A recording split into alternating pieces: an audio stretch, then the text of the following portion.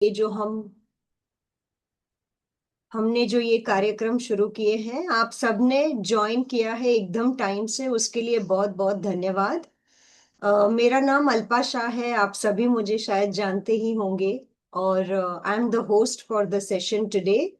और empower educations go beyond to grow beyond, ये जो हमने सीरीज शुरू करी है, जिसमें हम अलग अलग प्रकार के स्पीकर्स, अच्छे अच्छे टॉपिक्स लेके म्यूचुअल फंड डिस्ट्रीब्यूटर्स अपना बिजनेस कैसे मल्टीफोल्ड ग्रो कर सके, उन्हें क्या क्या चीजों का ध्यान रखना चाहिए, नई नई चीजें जो आ रही है उनमें कैसे वो आगे बढ़ सके, यह सारी चीजें लेके हम हमेशा आपके साथ जुड़े रहे हैं।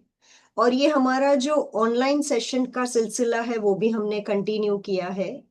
और आज उसी एक इनिशिएटिव के तहत हमने एक बहुत ही अच्छे टॉपिक के साथ और बहुत ही प्रभावित स्पीकर के साथ हम आपके साथ आज जुड़े हैं। पर उसके पहले go beyond to grow beyond जो है, ये हमने 3 साल पहले शुरू किया था। और यहाँ पे हम बहुत अलग अलग प्रकार के ट्रेनिंग्स, जैसे कि 1 page goal plan, how to acquire NRI clients, women investors को कैसे ऑन बोर्ड कर सकते हो, अगर आपको कोई भी एग्जाम क्लियर करनी है, चाहे वो एसआईएफ की हो या 10A 10 भी हो, कोई भी एग्जाम अगर आपको सीएफपी भी करना हो तो हम उसके लिए आपको तैयार करते हैं। और लास्ट जो हमारा ट्रेनिंग का ऑनलाइन सेशन था वो आर्टिफिशियल इंटेलिजेंस पे था, जहाँ पे हमारे एडवाइजरी बोर्ड राम मोहन भावे जी ने बहुत अच्छी अच्छी तरह से आपको समझाया था कि एआई जो है वो कैसे आपके बिजनेस को बढ़ा सकता है। तो बस वही लक्ष्य पक्का जीत पक्की, वही एक उम्मीद के साथ हम आज वापस हाजिर हुए हैं आप सबके सामने। मैं, जैसे कि आपको पता ही है, मेरा नाम अल्पा शाह है। I am the founder of company call empower education, and go beyond to grow beyond is the initiative which we take for growing your business multifold in whatever way we can help you. हम आपको वो जरूर करते हैं।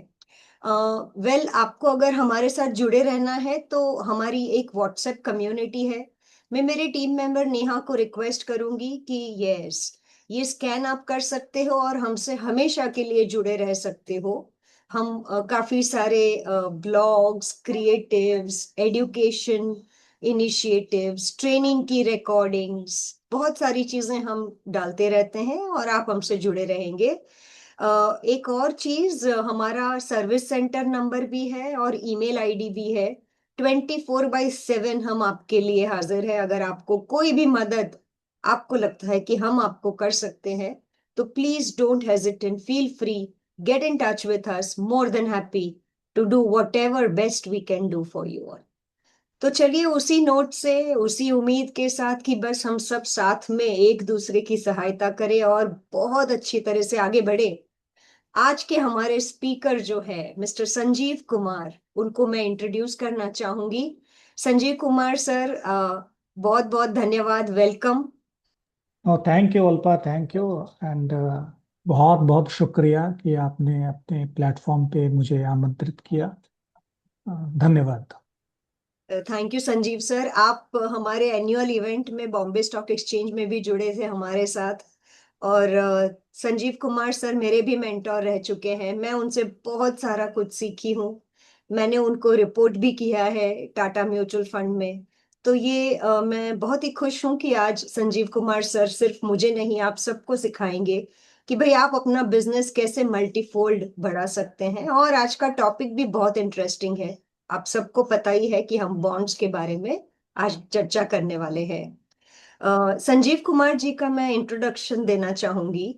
Sanjeev Kumar sir जो है वो seasoned financial services leader है, with nearly 3 decades of experience across capital markets, wealth management, mutual funds, fintech, and fixed income investments. वो हिंदी भी बहुत अच्छा बोलते हैं, कविताएं भी लिखते हैं, वो बहुत ही अच्छे कॉम्बिनेशन है इंटेलिजेंस और क्रिएटिविटी का। आज बहुत मजा आने वाला है। He currently serves as the co-CEO and founding member of BondView, a SEBI registered online bond platform focused on democratizing access to bond investments for retail and institutional investor in India. His association with SEBI is primarily through his work in the regulated bond market ecosystem. BondView operates as a SEBI registered online bond platform provider, and Sanjeev Kumar sir has been a vocal advocate of transparency, investor protection, and compliance within the bond market. This session is not just insightful, it's a game changer. और सबसे महत्वपूर्ण बात यह है कि Sanjeev sir investors को तो समझते ही हैं, लेकिन साथ में म्यूचुअल फंड डिस्ट्रीब्यूटर्स के साथ भी उन्होंने बहुत ग्रास रूट लेवल पे काम किया है. तो who better than Sanjeev Kumar sir to teach us today something which is new for us? Of course it is not new, पर आगे जाके हमें इसमें कैसे क्या करना है वो आज हमें सिखाएंगे. Over to you, Sanjeev Kumar sir. Thank you very much for joining the session. No, thank you Alpa for giving this opportunity कि मैं आपके जितने भी हमारे डिस्ट्रीब्यूटर फ्रेंड हैं मैं उनको अपने मित्र की तरह मानता हूं, जो हमारे एमएफडीज हैं, बिकॉज वो हमारी फैमिली मेंबर हैं. उनसे आपने रूबरू मुझे कराया, इसका तहे दिल से शुक्रिया. बिकॉज पिछले 28 से 30 साल में जो भी मैंने सीखा है वो मैंने अपने एमएफडीज मित्रों से सीखा है. जो भी आज मैं यहाँ पर हूँ उनसे मैंने सीखा है. जितने भी मैं कस्टमर से मैं इंटरेक्शन हुआ, हमारे एमएफडीज मित्रों से इंटरेक्शन हुआ, उनसे मैं सीखा है. तो तहे दिल से शुक्रिया कि आपने मुझे एक मौका दिया जहाँ की मैं अपने फिर से अपने यादों को पुनर्जीवित कर सकूं और अपने एमएफडीज मित्रों के साथ रूबरू हो सकूं. इसका तहे दिल से शुक्रिया. आज का सेमिनार कोई जो जो भी टॉपिक मैं डिस्कस करूंगा ये कोई बहुत नई बातें नहीं होंगी. बहुत सारी चीज़ें हमारे मित्रगण जो हैं वो जो यहाँ पे मौजूद हैं उनको पता होगा. कोई बहुत नई बात नहीं होगी, लेकिन at the cost of repetition ये मेरा कर्तव्य है, दायित्व है कि उन सारे लम्हों को जो पिछले 28-30 साल में जो हमारे मित्र ने जिए हैं, जो मैंने जिए हैं, जो आपने जिए हैं, उनको हम याद कर सकें और फिर से हम बेसिक्स में जाके एक बार ये समझ सकें कि इन्वेस्टमेंट का मूल मंत्र क्या होता है. और बहुत ऐसे नैरेटिव्स को मैं आज चैलेंज करने की कोशिश करूंगा और दोहराने की कोशिश करूंगा जिससे हमारे जो मित्रगण हैं वो इन्वेस्टमेंट के गूढ़ जो मंत्र हैं उनको समझ सके. और कोई नई चीज़ें नहीं होंगी, लेकिन उसको अलग तरीके से मैं प्रेजेंट करने की पूरी कोशिश करूंगा. मैं स्टार्ट करने के पहले मैं अपना प्रेजेंटेशन जो है, should I start with the permission of you Alpa ji, then probably I will start. Yes, yes, sir. We all are eagerly waiting for your okay great, presentation. Thank you. So मैं अपना presentation share करता हूँ और presentation के slides को, ठीक है वो तो एक मुद्दा है वो रहेगा, लेकिन मैं verbatim I mean the extempore ज़्यादा मैं बात करूँगा, बिकॉज मैं दिल से बात करूँगा और दिल से सुनूंगा. लोग आंख से देखते हैं, मैं दिल से देखता हूँ, और लोग कान से सुनते हैं, मैं दिल से सुनता हूँ. तो दिल से मैं बातें करूँगा और दिल से सुनूंगा और अपने मित्रों से सीखने का प्रयास करूँगा. तो मैं जस्ट 2 मिनट दे दें, 2 सेकेंड.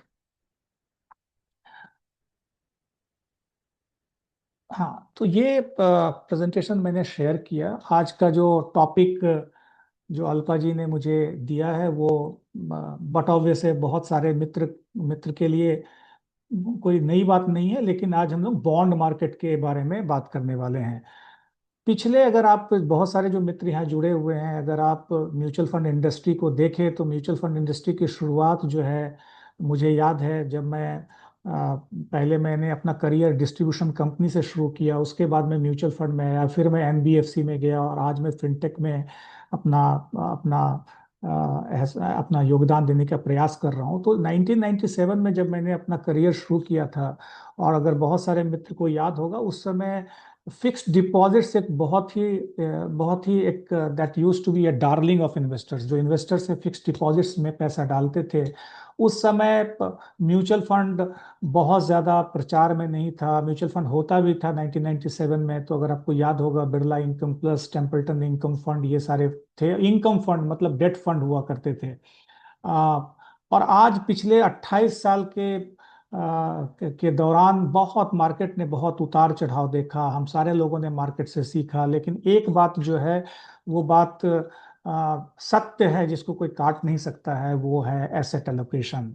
और बॉन्ड जो है वो फिक्स डिपॉजिट्स का एक अवतार आप समझ ले, नए रूप में अवतार है। तो आज का जो टॉपिक है वो है कि future of bond market, building stability to prosperity. मतलब ये है कि आप बॉन्ड को समझकर अपने पोर्टफोलियो में बॉन्ड का स्थान प्रदान करके कैसे आप अपने पोर्टफोलियो को एक स्टेबिलिटी प्रदान कर सकते हैं, इसकी चर्चा मैं इस प्रेजेंटेशन के माध्यम से करूंगा। पिछले अगर आप 2 साल में देखें तो, और 2 साल ही नहीं, पिछले अगर आप 5 साल में देखें, पर्टिकुलरली कोविड के बाद देखें, तो मार्केट में ये जो वोलेटिलिटी है, ये वोलेटिलिटी बहुत मतलब ऐसी वोलेटिलिटी है जो कि बट ऑब्वियस है कि इस ढंग की वोलेटिलिटी हमने बाजार में नहीं देखी थी। पिछले 25-30 साल की हिस्ट्री को देखें तो जो बुल रन या बेयर रन आता था वो 2 साल 3 साल के अंतराल या 5 साल के अंतराल के बाद आता था, लेकिन ये पहली बार ऐसा हो रहा है 2020 के बाद, पर्टिकुलरली कोविड के बाद, जब मार्केट में वोलेटिलिटी बहुत बढ़ गई है। और जब वोलेटिलिटी बढ़ गई है तो ऐसे वोलेटाइल मार्केट में हमें अपने, हमारे जो निवेशक हैं, हमारे जो एमएफडी मित्र हैं, उनको क्या काम करना चाहिए, कैसे अपने इन्वेस्टर का हैंड होल्ड करना चाहिए, इसकी चर्चा आज मैं इस प्रेजेंटेशन के माध्यम से करूंगा। कुछ एक नैरेटिव्स को मैं चैलेंज करूंगा, बिकॉज हमें पिछले 25 से 30 साल में ये समझाया गया, सिखाया गया, बताया गया कि इक्विटी जो है वो सबसे बेस्ट एसेट क्लास होता है। डेफिनेटली इक्विटी एक बहुत बेस्ट एसेट क्लास होता है, लेकिन किस टाइम होराइजन में के लिए आप पैसा डालते हैं, आपकी रिस्क लेने की क्षमता क्या है, ये सारे चीज़ों की चर्चा और इस सारे चीज़ों को समझने की जरूरत है। तो उस नैरेटिव को भी मैं चैलेंज करने की कोशिश करूंगा। तो इस प्रेजेंटेशन में जो मैं आज जिक्र करूंगा, क्योंकि बहुत लोग यहाँ जो मौजूद हैं उन्हें बॉन्ड के बारे में पता भी होगा, लेकिन बॉन्ड में खरीद बिक्री कैसे होती है उसके बारे में जानकारी नहीं होगा, तो उसकी भी चर्चा मैं करूंगा। और पूरा एक इन्वेस्टमेंट के जो बिहेवियर, जो एक इन्वेस्टर होते हैं उनका जो एक बिहेवियर होता है, और आपको अपने इन्वेस्टर के साथ क्या रिलेशनशिप रखने चाहिए, किस तरीके से, किस प्रोडक्ट के माध्यम से आप अपने इन्वेस्टर के साथ एक संबंध बना सकते हैं, लॉन्ग टर्म संबंध बना सकते हैं, उसकी चर्चा करूंगा। तो इस प्रेजेंटेशन में मैं एक इन्वेस्टमेंट के पूरे लैंडस्केप में बेसिक्स की चर्चा करूंगा कि कैसे लो रिस्क से लेकर हाई रिस्क में जो इन्वेस्टमेंट लैंडस्केप है वो क्या होता है। दूसरा जो चीज है जिसकी चर्चा मैं करूंगा कि ये जो हमें नैरेटिव बताया गया कि equity is always a wealth creator, but the fact of the matter is definitely equity is a wealth creator, but equity is not always a wealth creator. हर समय equity आपका wealth create करे ये कोई ज़रूरी नहीं होता, बिकॉज ऑफन हमने ये देखा है कि लोग डर और भय के कारण और ग्रीड के कारण जो है, जब मार्केट ऊपर होता है तो वो अपना सौदा बेचते हैं, जब मार्केट नीचे होता है तो खरीदने के वजह, जब ऊपर होता है तो ज़्यादा खरीदते हैं और जब मार्केट नीचे जाता है तो वो बेचते हैं। सो वोलेटिलिटी जो होती है वो आपके आपके पोर्टफोलियो को डिस्ट्रॉय करती है, और उस बिहेवियर को, ये कॉमन बिहेवियर है जो कि पिछले 100 साल में ऐसा ही बिहेवियर हमने बारंबार देखा है, आज भी देखा और फ्यूचर में भी देखेंगे। तो ये जो नैरेटिव बनाएगा कि equity is always a wealth creator, इस नैरेटिव की चर्चा, इस नैरेटिव को चैलेंज करूंगा। दूसरा जो चीज है, जो सबसे बहुत इंपॉर्टेंट चीज है, अहम चीज है जिसकी समझने की जरूरत है, ये है कि जो वेल्थ का जो डिस्ट्रैक्शन होता है, पिछले अगर 2 साल में देखें तो बहुत लोगों ने पैसे इक्विटी मार्केट में खोए हैं, बिकॉज, और बनाए भी हैं, लेकिन बहुत लोगों ने खोए हैं, खोने वालों की संख्या ज्यादा है। और हमने जब अपने एमएफडी मित्रों के माध्यम से बहुत सारे निवेशक से, बहुत सारे इन्वेस्टर से जब मैं मिला, और ऐसे भी मैं इन्वेस्टर से मिलता रहता हूं, तो मैंने ये देखा कि वेल्थ का जो डिस्ट्रक्शन होता है वो आपके रॉन्ग एसेट यूजेस के कारण नहीं होता है। आप एसेट के रॉन्ग यूजेस के कारण होता है, एसेट के कारण नहीं होता है। कोई ऐसा एसेट नहीं है जिसमें कि जो इम्पोर्टेंट नहीं हो, हर एसेट जो है वो इम्पोर्टेंट है, लेकिन हम उस एसेट को कैसे यूज करते हैं वो हमें बताता है कि हम वेल्थ उस एसेट से बना रहे हैं या उस एसेट से हमें डिस्ट्रॉय कर रहे हैं, इसकी चर्चा करूंगा। चौथा जो चीज है, जो सबसे बड़ी चीज है, वो ये है कि अगर आप पोर्टफोलियो लेवल पे बहुत, अगर आप, मैं लोगों से मिलता हूं तो लोग बोलते हैं मैंने 50% रिटर्न बनाया, मैंने 25% रिटर्न बनाया, लेकिन अगर आप पोर्टफोलियो लेवल पर अगर रिटर्न देखेंगे तो आप पाएंगे कि 10 से 12% भी अगर आपने रिटर्न पोर्टफोलियो लेवल पर बनाया, पोर्टफोलियो मतलब वहां पर आपके रियल एस्टेट भी आ जाते हैं, वहां पे gold, silver, equities, bonds, debt, fixed deposit, सारे जो आपके इन्वेस्टमेंट के एवेन्यूज आ जाते हैं वो सारे आपके पोर्टफोलियो का पात्र होता है। और अगर आप पोर्टफोलियो लेवल पे 10 से 12, 12 से 15% रिटर्न बनाते हैं तो वो बहुत एक्सेप्शनली गुड है। आप अपने पोर्टफोलियो जाकर आप देखें तो आप पाएंगे कि इतना 10 से 12% रिटर्न बनाना, जहां पर कि आप इन्फ्लेशन को 5-6% से बीट कर रहे हैं, वो बहुत आसान काम नहीं है। इसकी चर्चा करूंगा। और सबसे इंपॉर्टेंट चीज जो है वो है कि आप जब इन्वेस्टमेंट करते हैं तो आप एक फ्रेमवर्क से आप पैसा बनाते हैं। अगर आपने एक अपने इन्वेस्टर का फ्रेमवर्क बनाया है तो वो बहुत ही इंपॉर्टेंट होता है। आप रिटर्न को चेज करेंगे तो बट ऑब्वियसली आप गिरेंगे, लेकिन अगर आप फ्रेमवर्क बनाकर, फ्रेमवर्क मतलब आप अपने इन्वेस्टर के रिस्क को समझते हैं, गोल को समझते हैं, इन्वेस्टर के नेचर को समझते हैं, उनके उनके तरीके को समझते हैं, उनका कस्टमाइजेशन को समझते हैं, और फिर आप अगर उसका फ्रेमवर्क बनाते हैं तो आप, वो बहुत ही बेहतरीन विकल्प होता है। और उसके बाद अगर हम ये जिक्र करेंगे कि अगर ऐसा है तो फिर क्या बॉन्ड, क्या आपके पोर्टफोलियो और आपके इन्वेस्टर के पोर्टफोलियो में सेंट्रल नहीं होना चाहिए? डेफिनेटली होना चाहिए, बिकॉज वह जो है वो आपके पोर्टफोलियो के वोलेटिलिटी को कंट्रोल करता है। जैसे कि आप म्यूचुअल फंड में आप हाइब्रिड फंड लेते हैं, जैसे कि आप म्यूचुअल फंड में भी एसेट एलोकेशन करते हैं कि इतना परसेंटेज मेरा इक्विटी में होना चाहिए, इतना परसेंटेज मेरा डेट में होना चाहिए। तो इसलिए बॉन्ड भी जो एक डेट का प्रकार है, और बॉन्ड जो है वो आपके पोर्टफोलियो में सेंट्रल, एक बहुत ही सेंट्रल रोल प्ले करता है।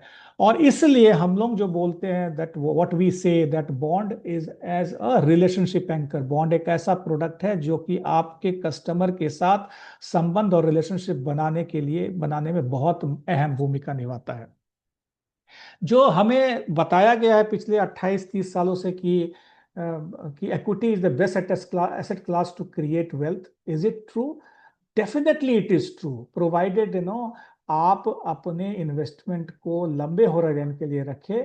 लेकिन उतना ही इंपॉर्टेंट हो जाता है कि हम अपने जो इन्वेस्टर हैं उनके बिहेवियर को भी देखें। बारंबार हम देखते हैं कि जब भी बाजार ऊपर जाता है, इन्वेस्टर जो है ज्यादा से ज्यादा इक्विटी खरीदते हैं, जो कि होना नहीं चाहिए, और जब गिरता है तो वो बेच के निकल जाते हैं। तो हमने ये देखा है कि इन्वेस्टर का जो बिहेवियर है वो बहुत इंपॉर्टेंट हो जाता है, उसको मैनेज करना। और as an MFD, as an advisor, ये हमारा काम जो है वो काम बिहेवियर को मैनेज करना ज्यादा होता है। और इसलिए इक्विटी ऑलवेज आपका वेल्थ क्रिएट करे कोई जरूरी नहीं है। वो एक, अगर आप एक संयमित पोर्टफोलियो बनाएंगे तभी आप वोलेटिलिटी को कम कर सकते हैं, तभी आप बिहेवियर को कंट्रोल कर सकते हैं। और अगर आप वोलेटिलिटी को कंट्रोल करते हैं, बिहेवियर को कंट्रोल करते हैं, तो बट ऑब्वियस है वो आपके पोर्टफोलियो में एक स्टेबिलिटी प्रदान करता है। और जो मैं बता रहा था कि 10 से 12% का रिटर्न बनाना बनाना बहुत बहुत कठिन है, वो संभव हो सकता है। सो जो नैरेटिव है कि equity is always a best asset class, it is not that it is always a best asset class. How we use the equity, that we need to understand. उसे हमें समझना हो कि हम इक्विटी को कैसे यूज करते हैं। तो मैं बस नेहा से मैं रिक्वेस्ट करूंगा कि ये पोल को आप रन करें। पोल ये है कि how do you primarily associate bonds, bonds को आप कैसे एसोसिएट करते हैं? अगर आप इसमें अगर आंसर दें तो मैं समझ पाऊंगा। इसका कोई राइट और रॉन्ग आंसर नहीं है, सबके अपने अपने देखने का नजरिया है। लेकिन यहाँ पर जब हम लोग इसकी चर्चा कर रहे हैं तो शायद हम समझ पाए कि आप क्या सोच रहे हैं। How do you primarily associate bonds with? क्या आप इसको फिक्स्ड डिपॉजिट ऑल्टरनेटिव की तरह देखते हैं? क्या आप इसको लो रिटर्न बोरिंग प्रोडक्ट की तरह देखते हैं? क्या आप स्टेबल इनकम और कैपिटल प्रोटेक्शन प्रोडक्ट की तरह देखते हैं? या आप इसको नहीं समझते हैं? आई थिंक केवल बहुत कम लोगों ने इसका जवाब दिया। मैं रिक्वेस्ट करूंगा कि जितने लोग अगर पोल में सम्मिलित हो पाए तो वो हमें समझने में, आपको समझने में आसानी हमें होगी। प्लीज फील फ्री, जितने भी हमारे मित्र हैं, feel feel free to to answer. I think लोग आंसर नहीं देना चाह रहे हैं।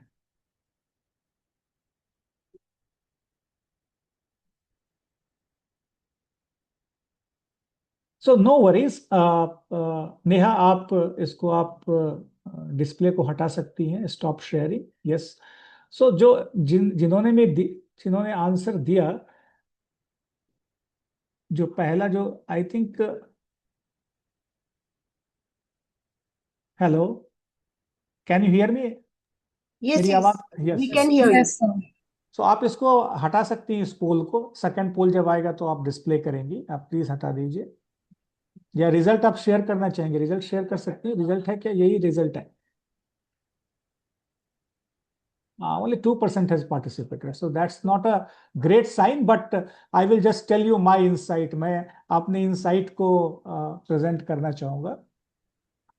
एक्चुअली क्या है कि जो बहुत सारे लोगों से जब मैं मिलता हूं तो मैंने ये देखा कि कुछ लोग इसे बोरिंग प्रोडक्ट के तौर पे देखते हैं, और कुछ लोग जो है वो इसे लो रिटर्न बोरिंग प्रोडक्ट के तौर पे देखते हैं। कुछ लोग इसे समझते हैं और कुछ लोग नहीं समझते हैं। तो इस प्रेजेंटेशन में आज हम इन सारे चीज़ों की गुत्थी सुलझाने का प्रयास करेंगे।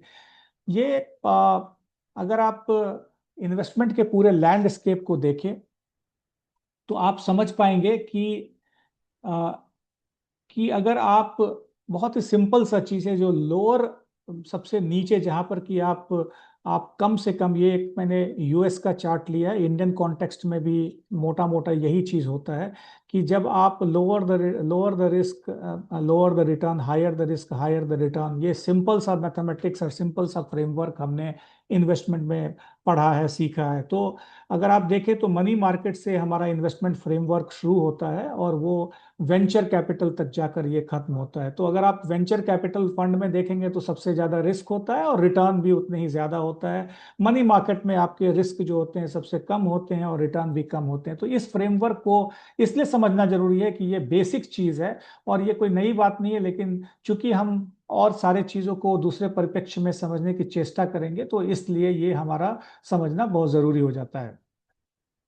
So let's understand the returns and volatility of various asset class. जैसा कि मैंने आपको बताया कि जो एसेट क्लास को आप कैसे यूज करते हैं वो जरूरी है। कोई भी एसेट क्लास जो है वो सही या गलत नहीं होता है, उसको आप कैसे यूज करते हैं वो आपको बताता है कि आप अपने इन्वेस्टर के पोर्टफोलियो को कैसे बेहतर ढंग से आप उसको मैनेज कर सकते हैं।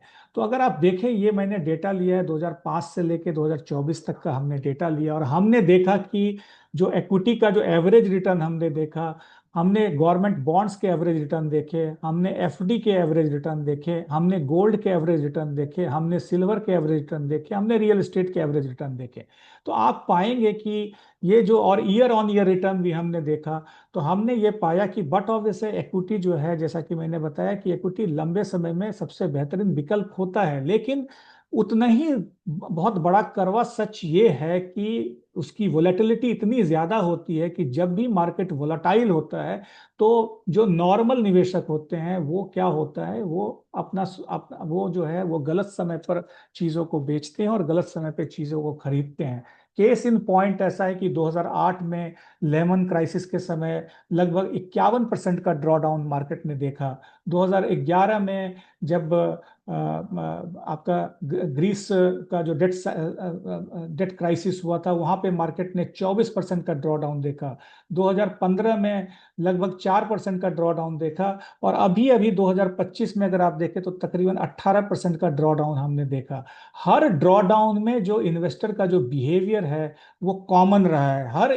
हर ड्रॉ डाउन में हमने देखा कि इन्वेस्टर जो है वो गलत समय पर खरीदते हैं और गलत समय पर बेचते हैं। ये नॉर्मल केस है, इसलिए हमारे एमएफडी जो फ्रेंड्स हैं उनका जो रोल होता है वो बहुत इंपॉर्टेंट हो जाता है, बिकॉज हम लोग उनके बिहेवियर को, हमारा काम है उनके बिहेवियर को मैनेज करना। लेकिन फैक्ट ऑफ द मैटर यही है कि ये वोलेटिलिटी के कारण जो आपका एसेट क्लास है जो बेहतरीन होना चाहिए वो एसेट क्लास बेहतरीन नहीं रह जाता है, और इसके कारण जो है आपके पोर्टफोलियो में एक बैलेंस्ड अप्रोच होना, आपके पोर्टफोलियो में बॉन्ड का स्थान बनता है, जिसकी चर्चा हम लोग करेंगे। सो जैसा कि मैं बता रहा था कि जब भी मार्केट में वोलेटिलिटी इंक्रीज करती है तो हमने एक चीज देखा, जितने भी इन्वेस्टर्स हैं उनसे हमने एक चीज देखा कि उनका जो पोर्टफोलियो है वो इक्विटी हेवी होता जाता है। जैसे जैसे मार्केट बढ़ता है उसमें आप इक्विटी में वो इन्वेस्टर इक्विटी में ज्यादा निवेश करते हैं, rather than cutting the equity exposure, they start investing more and more, और ये हर बार ये साइकिल होता है। हमने ये भी देखा कि जैसे ही मार्केट करेक्ट होता है, जो जो एक फियर साइकिल ग्रिप करता है, और वहां पर फिर वही चीजें हमने देखा कि इन्वेस्टर जो है वो गलत समय पर या तो अपने म्यूचुअल फंड को बेचते हैं, या एसआईपी को क्लोज कर देते हैं, या जो है जब उनको बॉन्ड्स खरीदना होता है तो वो इक्विटी खरीदते हैं, जब उनको खरीदना होता है तो वो बेचते हैं। और हमने ये भी देखा कि जो अच्छे एडवाइजर्स, आपके अच्छे एडवाइजर्स हैं, वो जो है उनका जो काम है उनके रिएक्शंस को, इन्वेस्टर्स के रिएक्शंस को मैनेज करना, ना कि स्ट्रैटेजीज बनाना है। अगर आप उनके आप रिएक्शंस को मैनेज करेंगे तो आप बेहतर ढंग से उनके पोर्टफोलियो में स्टेबिलिटी क्रिएट कर सकते हैं। और हमने ये भी देखा कि जो आपके इन्वेस्टर के साथ जो संबंध और रिलेशनशिप है वो वेरियस मार्केट साइकिल में ही क्रिएट होते हैं, बिकॉज वेरियस मार्केट साइकिल में आप अपने इन्वेस्टर के साथ किस ढंग से आप रिलेशनशिप मेंटेन कर पाते हैं, ये जो है वो आपके ट्रस्ट को टेस्ट करता है। और ये मैं बार बार इसलिए मैं बता रहा हूँ कि ये चीजें आज भी, पिछले बार भी रिपीट हुई, आज भी रिपीट हो रही है, और कल भी रिपीट होगी। ये एक कॉमन फ्रेमवर्क है पिछले 100 साल में, चाहे आप किसी भी ग्लोब के मार्केट को उठा के देख लें। हमने ये पाया है कि जब वॉलेटिलिटी इंक्रीज होता है तो ट्रस्ट जो है वो टेस्टेड होता है। सो जो जो उसका जो समरी ये है कि जो मैंने बताया कि वेल्थ का जो डिस्ट्रक्शन है वो, आप अच्छे फ्रेमवर्क अगर आप बनाते हैं तो उसका डिस्ट्रक्शन नहीं होगा। आप अगर उस एसेट को गलत ढंग से यूज करेंगे तो आपका जो वेल्थ का डिस्ट्रक्शन होगा। हमने ये भी देखा कि निफ्टी ने पिछले, जो अगर जो इतने लंबे समय में जो उनका जो एवरेज रिटर्न है वो 12 से 13% है, लेकिन एक जो एवरेज इन्वेस्टर का जब हमने इनसाइड पोल क्रिएट किया और हमने एक सर्वे क्रिएट किया तो हमने देखा कि अगर निफ्टी का लॉन्ग टर्म रिटर्न 12 से 13% है तो म्यूचुअल फंड से तो बट ऑब्वियस है, लोगों को 13 से 15% जो है रिटर्न बनने चाहिए। लेकिन जब हमने एक सर्वे क्रिएट किया तो हमने ये देखा कि एवरेज इन्वेस्टर, बहुत अच्छे इन्वेस्टर हैं जिन्होंने अच्छा पैसा बनाया, लेकिन एवरेज इन्वेस्टर हम लोगों ने देखा कि वो केवल 7 से 9% का ही रिटर्न बना पा रहे हैं। और कुछ लोग, कुछ इन्वेस्टर तो ऐसे हैं जो कि ऐसे सिचुएशन में पैसा नहीं बना पाए, और उसका मेन कल्प्रिट जो है वो इन्वेस्टर का जो बिहेवियर है, और वो है that is grid and fear. मैं दूसरा पोल, नेहा आप कर सकती हैं कि मार्केट जब करेक्शन होता है तो आप क्या करते हैं। आप ज्यादा इन्वेस्ट करते हैं, वेट एंड वॉच करते हैं, अपने इक्विटी एक्सपोजर को रिड्यूस करते हैं, या पैनिक करते हैं। बट अब वैसे हमारे जो मित्र यहाँ पे जुड़े हुए हैं वो बहुत ही, सेकंड नंबर क्वेश्चन पे आप आ जाएं, या फर्स्ट क्वेश्चन आप दिखा रहे, सेकंड नंबर क्वेश्चन जो है ये, this is the second number question, yes ये दिस वन। हमने ये देखा कि बट ऑब्वियसली हमारे जो एमएफडी मित्र भी पिछले 20 साल से मैच्योर्ड हो चुके हैं, इन्वेस्टर भी मैच्योर हो चुका है। लेकिन बहुत आज आम निवेशक जो है 100 में से केवल 5 या 6 या 10 इन्वेस्टर जो है आज भी इन्वेस्टमेंट सही ढंग से करते हैं।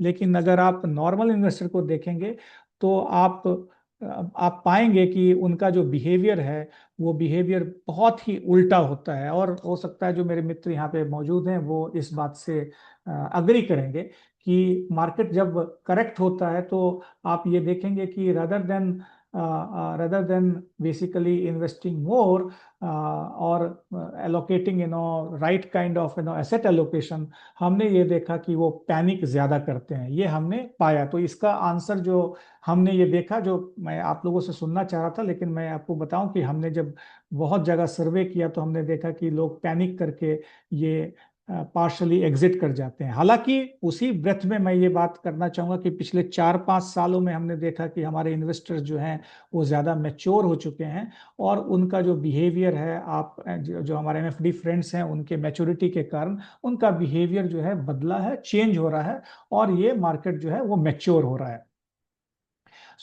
एक और डेटा पॉइंट मैं आपको दिखाना चाहूंगा, और ये आपके ग्रीड और फियर साइकिल को दर्शाता है।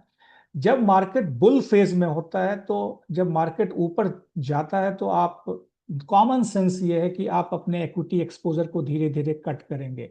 और जब मार्केट जब करेक्ट होता है तो कॉमन सेंस है कि आप अपने इक्विटी एक्सपोजर को धीरे धीरे बढ़ाएंगे। और जब रिकवर करता है तो आप, बट ऑब्वियस है, आप एक एक बैलेंस्ड अप्रोच लेंगे।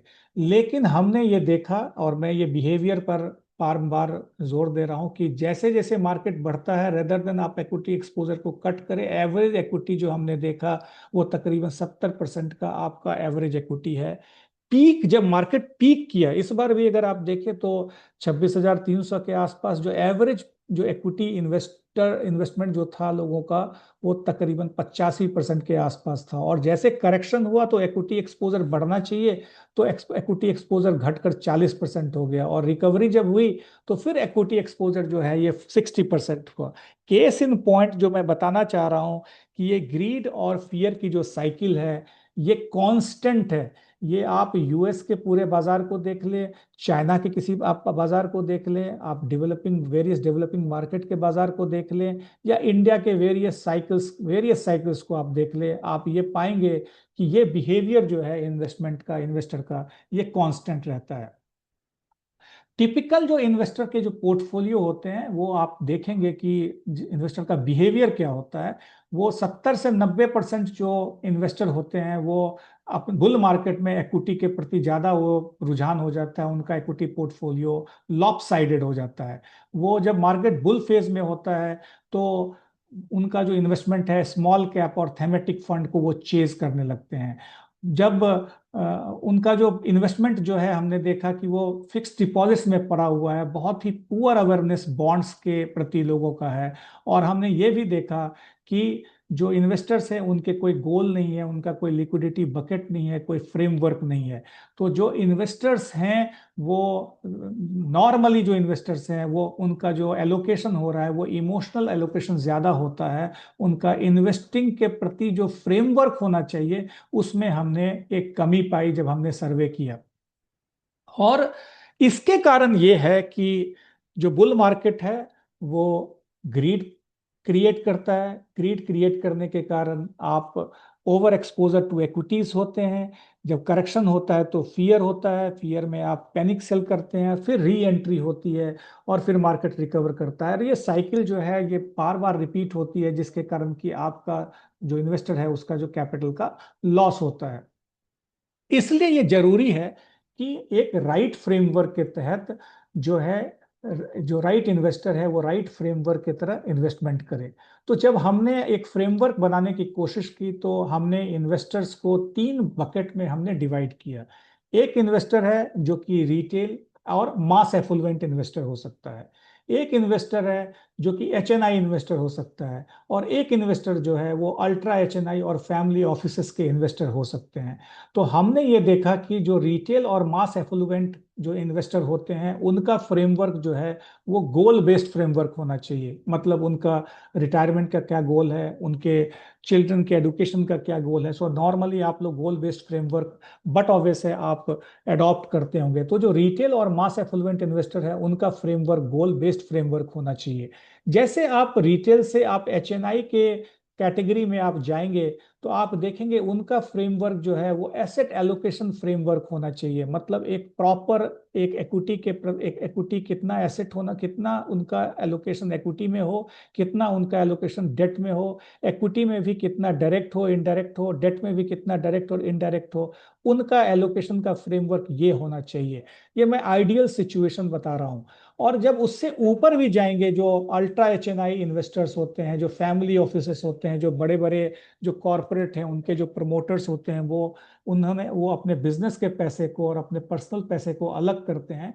और उनका जो फ्रेमवर्क होता है वो कंप्लीटली डिफरेंट होता है। वहां पर जो है वो 2 चीजों पे निर्भर करता है। वो अपने पैसे को बचाने की ज्यादा चेष्टा करते हैं रादर देन ग्रो करें। वहां पे भी कुछ क्लास ऑफ फैमिली ऑफिसेस ऐसे होते हैं जो प्लेन वेनिला प्रोडक्ट से हटकर थोड़ा सा डिफरेंट क्लास ऑफ एसेट्स में भी इन्वेस्ट करते हैं। तो उनका एक इन्वेस्टमेंट पॉलिसी स्टेटमेंट कहा जाता है, वो आईपीएस के तहत जो फ्रेमवर्क है वो उस तहत पे वो लोग जो है वो इन्वेस्ट करते हैं। तो ये बहुत ज़रूरी है कि हम एक फ्रेमवर्क बेस्ड जो है वो इन्वेस्टमेंट करें। और जब आप अपने इन्वेस्टर से भी जब आप मिलते हैं तो इसलिए मैं ये सारी बातों की चर्चा कर रहा हूँ, बिकॉज ये जरूरी है कि आप फ्रेमवर्क बेस्ड अगर आप इन्वेस्टमेंट करते हैं, क्लाइंट के सेगमेंटेशन को समझते हैं, तो आप समझ पाएंगे कि एक उसके पोर्टफोलियो में डेट और इक्विटी दोनों का क्या पोजीशन, क्या स्थान होना चाहिए।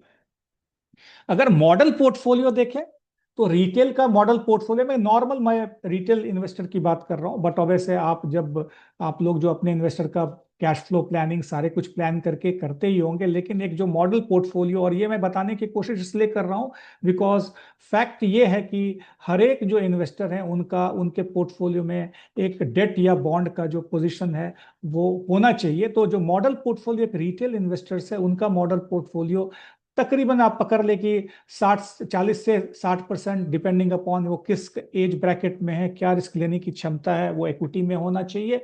और उल्टा जो है 60 से 60% जो है डेट में होना चाहिए। एचएनआई और अल्ट्रा एचएनआई का जो थोड़ा सा जो फ्रेमवर्क जो हमने देखा कि वहां पर ऑल्टरनेट इन्वेस्टमेंट जो पीएमएस है, एआईएफ है, रीट्स है, इनविट्स है, वहां पर उनके एलोकेशन जो है 5-10% होते हैं। और जो अल्ट्रा और एचएनआई जो अल्ट्रा एचएनआई और फैमिली जो ऑफिसेस होते हैं उनका जो पूरा फ्रेमवर्क है वो इनकम ग्रोथ और प्रोटेक्शन बकेट में पूरा डिवाइडेड होता है। जैसा कि अगर आप इस स्लाइड को देखें तो आप देखेंगे कि जो एमएनआई एचएनआई है वो गोल ओरिएंटेड इन्वेस्टर होते हैं। वो ये सोचते हैं कि मैं जो इन्वेस्टमेंट कर रहा हूं ये क्या मेरे गोल की पूर्ति करेगा या नहीं करेगा। उनका ये होना चाहिए, टिपिकली ये होना चाहिए, मैं जो बता रहा हूँ ये आइडियल सिचुएशन होना चाहिए। और इसमें हमारा रोल, आपका रोल बहुत इंपॉर्टेंट हो जाता है कि हम कैसे उसके पूरे फ्रेमवर्क को बहुत बेहतर ढंग से, साइंटिफिक ढंग से सजाएं। जो एच एन आई और अल्ट्रा एच एन आई है वो उनके डिसीजन लेने का जो जो तरीका होता है वो और होना चाहिए, वो सोचते हैं कि क्या ये मेरे पोर्टफोलियो के रिटर्न में एफिशिएंसी क्रिएट कर सकता है कि नहीं। मतलब ये है कि क्या ये टैक्स एफिशिएंट है या नहीं, क्या इसमें ऑल्टरनेटिव्स है या नहीं, क्या मुझे कुछ ज़्यादा रिटर्न मिल सकता है कि नहीं। और जो फैमिली ऑफिसेस हैं, बहुत सारे हमारे एमएफडीज हैं जो कि अपने जब प्रैक्टिस कर रहे हैं तो वो कोशिश करेंगे कि वो रिटेल से एचएनआई की ओर मूव करें, एचएनआई से अल्ट्रा एचएनआई की मूव करें। तो वहां पर उन्हें ये समझना चाहिए कि वहां पे जो फ्रेमवर्क है वो आईपीएस लेड फ्रेमवर्क होता है। मतलब उनका इन्वेस्टमेंट, जो उनकी जो फैमिली होती है वो बैठ के चर्चा करती है कि भाई कैसे किस ढंग से उनका जो प्रोटेक्शन वेस्ट होना चाहिए, कितना रिस्क फ्रेमवर्क होना चाहिए उनका, और कितना उनका प्लेन वेनिला प्रोडक्ट से अलग हटकर उनका इन्वेस्टमेंट होना चाहिए। तो वो जो उनके जो इन्वेस्टमेंट के जो ट्रेड्स होते हैं वो रिस्क और लिक्विडिटी के बेस होते हैं। वो मल्टी जनरेशन अप्रोच रखकर इन्वेस्टमेंट करते हैं, तो ये समझना बहुत जरूरी है। सो अगर मैं इन सारे चीजों को, जो पूरे 28 साल 30 साल के पूरे वेरियस चीजों को मैं समराइज करने की कोशिश करूं, और मैं जब बताने की कोशिश करूं तो आप पाएंगे कि पिछले 10 साल में बट ऑब्वियस है इक्विटी का रुझान बढ़ा है। लोगों, रिटेल इन्वेस्टर्स जो हैं, ज़्यादा से ज़्यादा लोग जो हैं वो इक्विटी के प्रति रुझान बढ़ा और वो इक्विटी में इन्वेस्ट कर रहे हैं। मीडिया ने भी इक्विटी को प्रमोट किया और बताया कि ये एक प्राइमरी वेल्थ बिल्डर एक बकेट है। लेकिन जो सबसे इम्पोर्टेंट चीज है जो हमें समझना चाहिए, और जो ये है कि अगर ऐसा है तो हमें हमारा उसी ब्रेथ पे हमारा दायित्व है कि हम वोलेटिलिटी को भी कम करें, किसी भी पोर्टफोलियो में वोलेटिलिटी को भी कम करें। तो वहां पर 30 से 50% एलोकेशन फिक्स्ड इनकम का लॉन्ग टर्म पोर्टफोलियो बनता ही बनता है, बिकॉज हर एज के लोग के रिस्क लेने की क्षमता अलग है। तो अगर आप 100 - एज भी करेंगे तो उस हिसाब से भी अगर कोई 60 साल का आदमी है तो भी वहां पे फिक्स्ड इनकम की का स्थान बनता है, कोई 25 साल का आदमी है वहां पे भी फिक्स्ड इनकम का स्थान बनता है, तो उसके पोर्टफोलियो में फिक्स्ड इनकम का स्थान बनता ही बनता है। और अगर वो फिक्स्ड इनकम का स्थान बनता है तो हमने ये भी देखा कि जो बॉन्ड्स है वो तकरीबन 7 से 11% एनुअलाइज रिटर्न आज बॉन्ड्स प्रदान कर रहे हैं, जो कि तकरीबन आप समझ लें कि फिक्स्ड डिपॉजिट से 2 से 3% ज्यादा है। इसलिए एक प्रूडेंट इक्विटी डेट मिक्स जो है इन्वेस्टर के पोर्टफोलियो में होना चाहिए। और सस्टेनेबल जो वेल्थ क्रिएशन है वो कंसिस्टेंसी से बनती है, वो कंसंट्रेशन से नहीं बनता है। So this is what the key pointers which we must understand. जो जो मैंने बताया कि फ्रेमवर्क क्रिएट्स एलोकेशन। एलोकेशन, अगर आप सही एलोकेशन रखते हैं तो आप कस्टमर के बिहेवियर को कंट्रोल कर सकते हैं, और अगर आप कस्टमर के बिहेवियर को कंट्रोल करते हैं तो उससे आपका वेल्थ बनता है। And that is the whole genesis of today's presentation is how you can provide a stability which enables right kind of prosperity. So this is what we have already covered, that 10 to 12% CAGR at portfolio level is exceptionally good. And hence अगर वैसा है तो bonds का जो position है आपके portfolio में बहुत ही इंपॉर्टेंट हो जाता है। मैं थोड़ा सा बस सिंपली मैं आपको बॉन्ड के बारे में बता दूं। लोगों को म्यूचुअल फंड के बारे में पता है, बॉन्ड फंड के बारे में पता है, लिक्विड फंड के बारे में पता है, शॉर्ट टर्म बॉन्ड फंड के बारे में पता है, लेकिन बहुत आज भी इन्वेस्टर्स हैं जो 60% पैसा उनका फिक्स्ड डिपॉजिट्स में पड़ा हुआ है। और आप अगर बॉन्ड्स को समझेंगे तो फिक्स डिपॉजिट से कम 2 से 3% रिटर्न जो है वो बॉन्ड्स आपको प्रदान करता है। अगर ये हम समझ पाए तो हम अपने इन्वेस्टर्स के पैसे को जो एश्योर्ड रिटर्न चाहते हैं, जो चाहते हैं कि वो फिक्स्ड इनकम में उनका इन्वेस्टमेंट होना चाहिए, तो आप अगर समझेंगे तो बेहतर ढंग से आप बता पाएंगे। G6 और ट्रिपल ए रेटेड जो बॉन्ड्स है, बॉन्ड्स की एक रेटिंग होती है। जो G6 और ट्रिपल ए रेटेड बॉन्ड्स होते हैं उनका जो अगर आप रेंज देखें तो अभी मोटा मोटा पकड़ लें कि 6.5% से 8% होता है। इसमें ड्रॉ डाउन मिनिमल होते हैं, इक्विटी की तरह ड्रॉ डाउन नहीं होता है। दूसरा जो है वो प्रेडिक्टेबल कैश फ्लो होता है, मतलब अगर आप G6 में पैसा डालते हैं तो हर 6 महीने में आपको ब्याज मिलता है, तो आपकी कैश फ्लो जो है वो प्रेडिक्टेबल होती है। और ये अगर आप आपके इन्वेस्टर के पोर्टफोलियो में ये अगर रहता है तो वो आपको हेल्प करता है कि अगर मेजर ड्रॉ डाउन नहीं हुआ, आपने गलत डिसीजन नहीं लिए, तो आपके पोर्टफोलियो को बेहतर कंपाउंड करने में हेल्प करेगा। सम इंपॉर्टेंट फैक्ट्स जो हमें शायद पता हो ना हो लेकिन जानना जरूरी है कि आज तक गवर्नमेंट ऑफ इंडिया जो बॉन्ड्स हैं, there is a zero default. But obviously if it is zero default it is the safe one.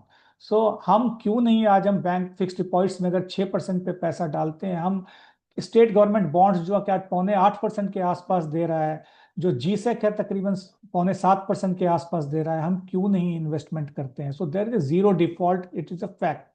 Bond का टेन्योर अगर आप फिक्स डिपॉजिट्स देखें तो टेन्योर आपका 3 से 5 साल होता है, लेकिन बॉन्ड्स का टेन्योर जो है वो 50 साल तक का भी बॉन्ड्स होता है। ये भी बहुत अननोन फैक्ट्स है, बहुत लोगों को नहीं पता है।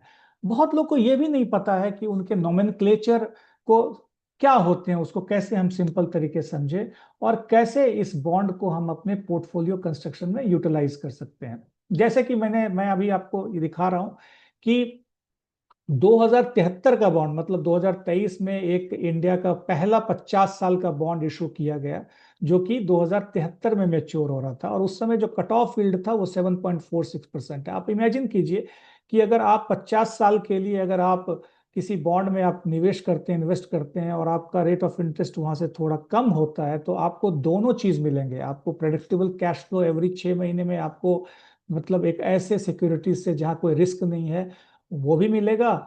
और दूसरा, आपका अगर रेट ऑफ इंटरेस्ट कम होता है और तो आपको अप्रिसिएशन का भी बेनिफिट मिलेगा।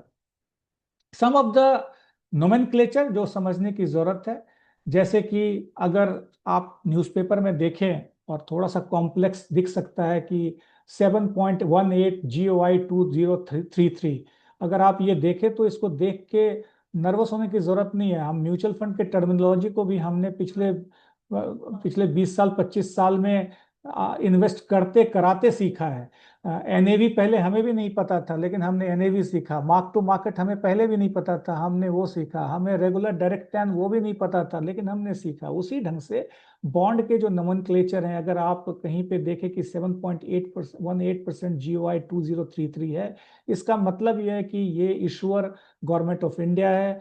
जो गवर्नमेंट ऑफ इंडिया बोरो कर रही है, इसका कूपन 7.18% है, और इसकी मेच्योरिटी जो है 2033 में है। और government of India securities typically जो होते हैं, अगर वो उसमें जो जो जो जो रिटर्न ब्याज होता है वो हर 6 महीने पे आपको मिलता है।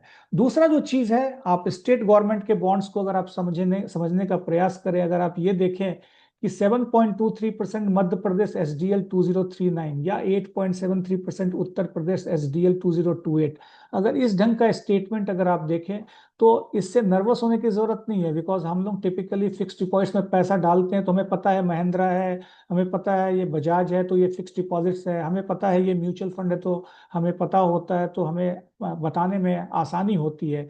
लेकिन जब हम इस ढंग की टर्मिनोलॉजी गवर्नमेंट ऑफ इंडिया या स्टेट गवर्नमेंट बॉन्ड्स की टर्मिनोलॉजी देखते हैं, तो चूंकि हमने अपने इन्वेस्टर को इन्वेस्टमेंट नहीं कराया हो तो ये हमारे लिए एक बहुत ही ग्रीक्स की तरह होता है। लेकिन अगर इसको आप समझे कि अगर 8.73% उत्तर प्रदेश SDL 2028 है, तो इसका मतलब है ये बॉन्ड उत्तर प्रदेश की सरकार ने इशू किया।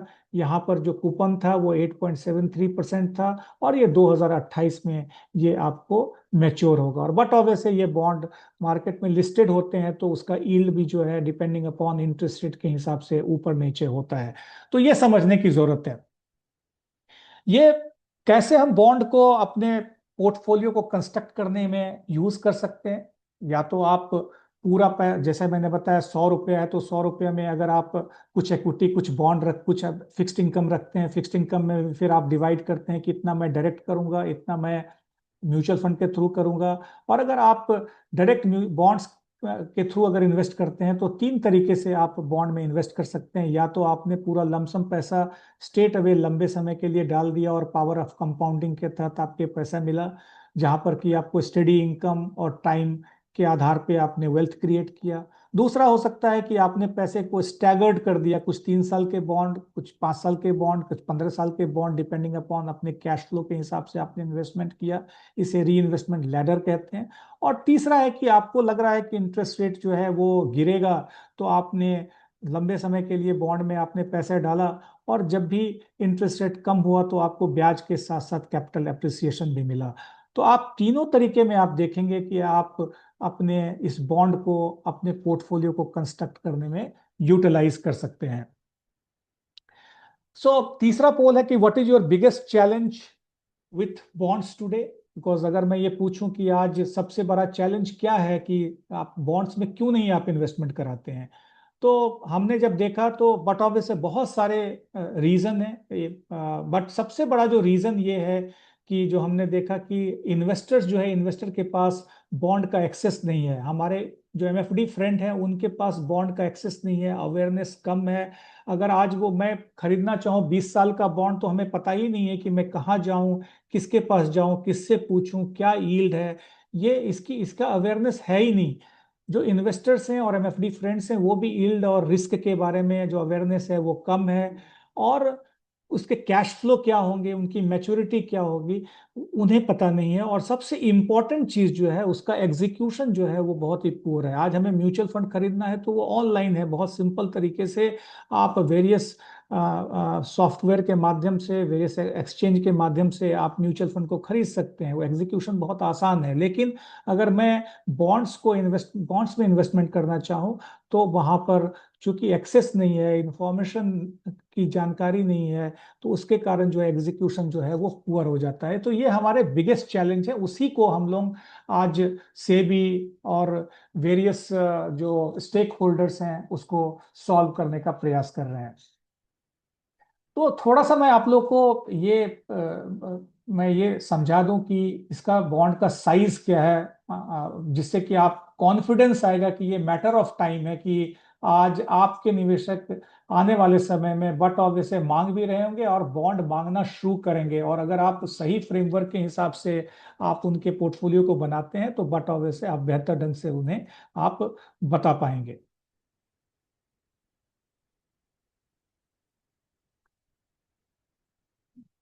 This is the size of bond market. Total जो आउटस्टैंडिंग गवर्नमेंट बॉन्ड्स है वो तकरीबन 175 लाख करोड़ है, दैट इज 2.09 ट्रिलियन।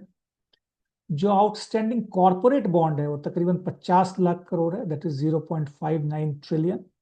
और इंडिया का जो नेशनल डेट टू GDP वो 81.7% है। बट ये इंपॉर्टेंट नहीं है, इंपॉर्टेंट ये है कि इसको हम दूसरे कंट्री के परिप्रेक्ष्य में कैसे देखें, क्योंकि वो हमें बताता है कि इंडिया के बॉन्ड मार्केट में क्या चेंजेस होने वाले हैं।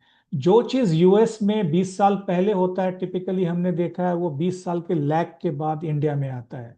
तो अगर आप देखें तो जापान जो है, जो कि उनका जो डेट मार्केट साइज जो है 12.7 ट्रिलियन डॉलर है। इंडिया में अगर आप देखें तो केवल दो लगभग 3 ट्रिलियन डॉलर है। यहाँ पर अगर आप देखें तो total debt market size Japan जो है वो 12.7 ट्रिलियन डॉलर है। और वहां पर जो डेट टू जीडीपी रेशियो जो है 260% है। यूएस में अगर आप देखें तो 33 trillion dollar, it is a huge market. और वहां पे डेट टू जीडीपी रेशियो 120% है। इवन ब्राजील, इंडोनेशिया और साउथ अफ्रीका को अगर आप देखें तो that also, Brazil is also रफली 2.5 trillion dollar. China is 20 trillion dollar. But अगर उसके परिप्रेक्ष्य में अगर आप इंडिया के मार्केट को देखें तो it is just 2.2 trillion dollar. और वो केवल डेट टू जीडीपी रेशियो केवल 57 से 60% के आसपास है। ये मैं इसलिए बताने की कोशिश कर रहा हूं because that give you some sort of concept that I think that in coming time this market is going to explode. Challenges जैसा मैंने बताया कि बहुत आप लोग सोच रहे हो कि मैं कैसे आज इन्वेस्ट करूं, तो लिक्विडिटी एक चैलेंज है। पुअर रिटेल एक्सेस, आपको बॉन्ड के इंफॉर्मेशन कैसे मिलेगा, ये एक चैलेंज है। रेगुलेशन जो है वो फ्रेगमेंटेड है, ये एक चैलेंज है। आज भी जो इशूअर हैं वो केवल गवर्नमेंट ऑफ इंडिया सिक्योरिटीज या ट्रिपल ए रेटेड जो है इशूअर है। जो डबल ए माइनस के नीचे इशूअर की संख्या बहुत कम है। बहुत कम लोग पब्लिक पब्लिक इशू के माध्यम से पैसा रेज कर रहे हैं। और कोई इनोवेशंस यहाँ पर नहीं है। जो इनोवेशंस हम दूसरे मार्केट में देख रहे हैं वो इनोवेशंस यहाँ पे नहीं है। ये की चैलेंज है। और इसी को जो जो आज भी आप देखेंगे कि बॉन्ड मार्केट में जो ट्रेड होता है वो टेलीफोनिक है। आप अपने ब्रोकर को बोलते हैं, ब्रोकर फिर आप बॉन्ड को ढूंढता है, फिर वो आपको बताता है। और ये सारे 2-3 दिन का एक प्रोसेस होता है, जो कि अभी पिछले तकरीबन 6 महीने से साल भर में ये बदल रहा है। लेकिन आज भी आज देखेंगे तो लगभग 80 से 90% जो है वर्क फ्लो ये आज टेलीफोनिक मार्केट के माध्यम से होता है। और इसलिए अगर ये गैप है तो ये जानना जरूरी है कि हम कैसे एक ट्रांसपेरेंसी लाएं, जिससे कि जो हमारे निवेशक हैं, हमारे इन्वेस्टर्स हैं, हमारे एमएफटी मित्र हैं, उसका उसको उसको यूटिलाइज करके इसका फायदा उठा सके। तो ये उसका जो सॉल्यूशन है वो है online bond platform provider. SEBI ने ये फ्रेमवर्क सितंबर 2022 में लाया।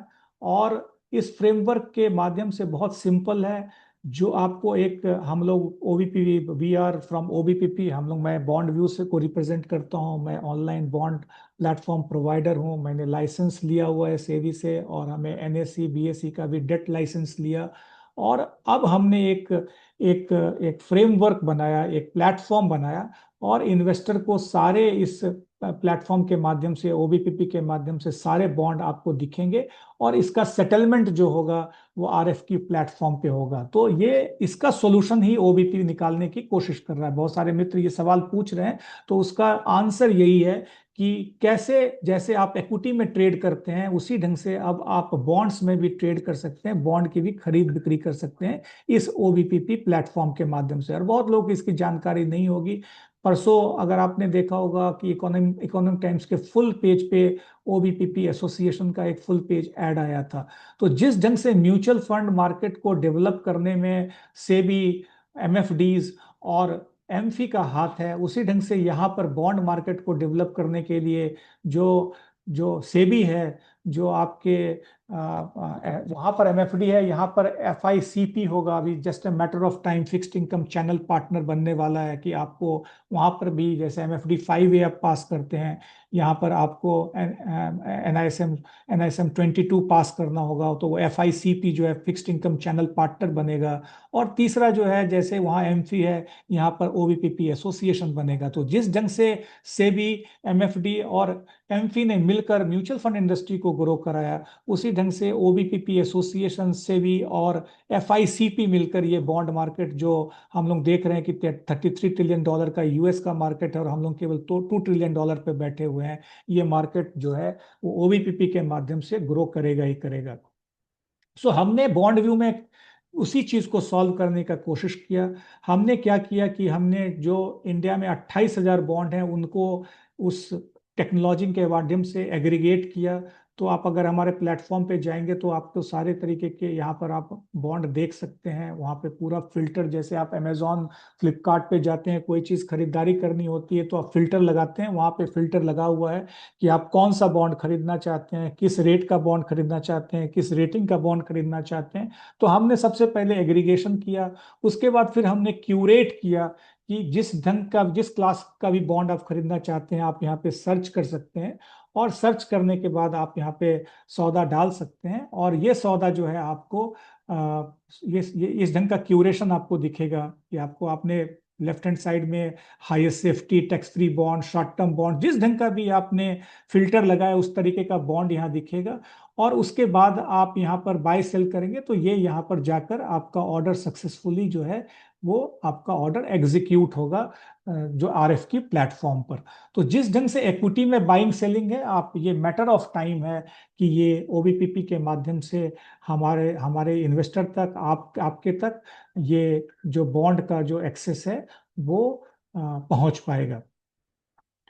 दूसरा हमने ये क्या किया है कि चूंकि अवेयरनेस कम है तो हमारा एक लर्निंग हब है बॉन्ड व्यू। ये लर्निंग हब ओपन है, आप जाके देख सकते हैं, जहाँ पर हमारे फाउंडेशन, इंटरमीडिएट और एक्सपर्ट, हमने हमने एक मॉड्यूल बनाया हुआ जो फ्री है। आप जाके वहाँ पे अपने बॉन्ड के बारे में जानकारी करके आप क्विज दे सकते हैं, आप पढ़ सकते हैं, वीडियो देख सकते हैं, और उसकी वहाँ लर्न कर सकते हैं। तो ये भी हमने कोशिश की जिससे कि निवेशक तक, इन्वेस्टर तक एक जागरूकता फैलाया जाए। ये हमारा लर्निंग पेज का लिंक है। और अगर मैं इन सारे प्रेजेंटेशन को समराइज करने की कोशिश करूं, बिकॉज समय कम था, लेकिन उसमें हो सकता है मैंने बहुत जल्दीबाजी में चीज़ों को निचोड़ने की कोशिश की हो।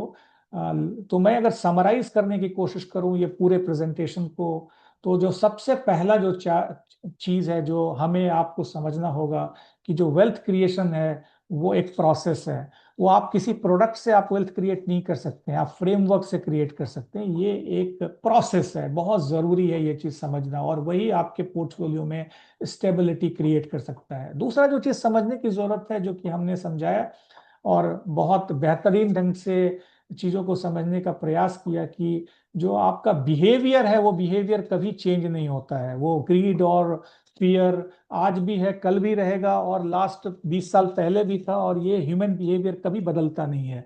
और ऐसे चीजों में ये इम्पॉर्टेंट हो जाता है कि हम एक फ्रेमवर्क बनाएं अपने इन्वेस्टर के लिए, उसको समझाएं, क्लासिफाई करें, उस फ्रेमवर्क के आधार पर हम एसेट एलोकेट करें, राइट इंस्ट्रूमेंट दें, और राइट आउटकम क्रिएट करें। तीसरा जो चीज है, अगर ऐसा है तो बट ऑब्वियस है, अगर हम फ्रेमवर्क क्रिएट करते हैं तो बॉन्ड का स्थान उसके पोर्टफोलियो में बनता ही बनता है। ऐसा हो ही नहीं सकता कि उसके पोर्टफोलियो में बॉन्ड का स्थान हो। वो भले आप डायरेक्ट म्यूचुअल फंड के थ्रू करें या डायरेक्ट बॉन्ड्स के थ्रू करें, वो एक अलग बात है, लेकिन डेट का स्थान, फिक्स्ड इनकम का स्थान, बॉन्ड का स्थान बनेगा ही बनेगा। ये बहुत जरूरी है। सो बॉन्ड जो है, और इसलिए हमें बॉन्ड को समझना जरूरी है। बॉन्ड बोरिंग नहीं है, हम लोग उसके बारे में जागरूकता नहीं है, और वो इग्नोरेंस हमारे लिए एक्सपेंसिव हो सकता है। बिकॉज आने वाले समय में, जैसा मैंने बताया, कि इंडिया में बॉन्ड मार्केट बढ़ने ही वाला है। अगर आप यूएस से कंपेयर करें, चाइना से कंपेयर करें, तो यही इसी ढंग का ग्रोथ हमने यूएस और चाइना में देखा। और पिछले, हम आपको मैं बता दूं कि अभी एनएससी के एक सेमिनार में हम लोग थे, वहां पर लास्ट ईयर आरएफक्यू के प्लेटफॉर्म पर 31 लाख ट्रेड हुए हैं, जो 3 साल पहले केवल हजारों में ट्रेड होते थे। तो इन्वेस्टर का रुझान जो है बहुत तेज गति से बॉन्ड के प्रति आ रहा है, और इसलिए हमें ये समझना, हम सारे लोगों को कलेक्टिवली सीखना होगा। Ignorance will become very very expensive. और चौथा जो चीज़ है जो मैं समराइज करूंगा, कि जो आपका फ्यूचर, आप सारे लोग अपने इन्वेस्टर के लिए वेल्थ क्रिएट करते हैं, तो अगर फ्यूचर ऑफ वेल्थ जो क्रिएशन है वो डिसिप्लिन्ड तरीके से, अगर फिक्स्ड इनकम और इक्विटी का जो बैलेंस बनाते हैं, उससे आप राइट, जो मैंने कहा 10 12 12 से 15% रिटर्न कंसिस्टेंट बेसिस पे बना सकते हैं एक डिसिप्लिन तरीके से, वही आपको कंपाउंडिंग देगा। अदरवाइज आपकी वॉलेटिलिटी रहेगी, कभी भी ड्रॉ डाउन हुआ, आपने कुछ पैसे बनाए, ज्यादा पैसे खोए, वो कंपाउंड नहीं हो सकता है। जो कि हमने एक सर्वे के माध्यम से जो मैंने आपको दिखाया कि एवरेज निफ्टी का रिटर्न 11 12% है, जबकि एक आम निवेशक का रिटर्न जो है केवल 7% के आसपास है। और कुछ लोग, कुछ इन्वेस्टर तो पैसा उन्होंने खोया है। तो ये एक एक समरी है कि वेल्थ क्रिएशन एक प्रोसेस है, एक फ्रेमवर्क इंपॉर्टेंट है, बॉन्ड्स का इग्नोरेंस जो है एक्सपेंसिव हो सकता है, और अगर हम डिसिप्लिन तरीके से कोई चीज को करें तो वो हमारे पोर्टफोलियो को राइट तरीके से कंपाउंड कर सकता है। और मैं बस समराइज करूंगा इस प्रेजेंटेशन को।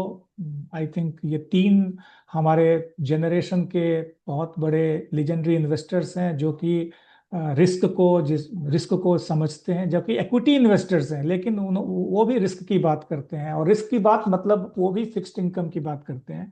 उनका भी एक मानना है, जैसे वॉरेन बफे का मानना है कि rule number 1 never lose money है, rule number 2 never forget rule number 1, means risk is important.